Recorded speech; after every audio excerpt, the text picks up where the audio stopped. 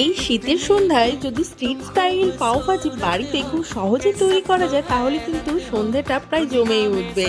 তো আজ তোমাদের সঙ্গে শেয়ার করছি স্ট্রিট স্টাইল পাওভাজি রেসিপি। তার জন্য এখানে ফুলকপি, গাজর, ক্যাপসিকাম, টমেটো, বিট, একটু আলু, পেঁয়াজ, রসুন, কাঁচা লঙ্কা নিয়ে নিয়েছি।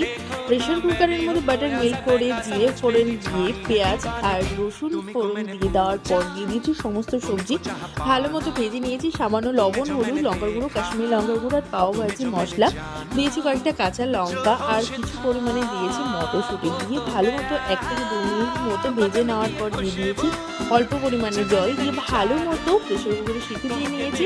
সব সবজি যেন ভালো মতো সফট হয়ে যায়। তারপর তোমরা চাইলে মিক্সি পেস্ট করে নিতে পারো, আমি স্ম্যাশারে ভালো মতো পেস্ট করে নিয়েছি। এবার জাস্ট তরকাটা দিয়ে নিতে হবে। অন্য কড়াইয়ের মধ্যে বাটার মেল্ট করে পেঁয়াজ, কাঁচা লঙ্কা, ধনেপাতা কুচি, একটুখানি পাওভাজি মশলা, লবণ, সামান্য একটু চিনি, একটু গার্লিক পাউডার দিয়ে ভালো মতো কষিয়ে নিয়ে সব যে পেস্টটা তৈরি করেছিলাম সেটা ভালো মতো কষিয়ে নিয়েছি তেল ছাড়া ছাড়া হওয়া পর্যন্ত।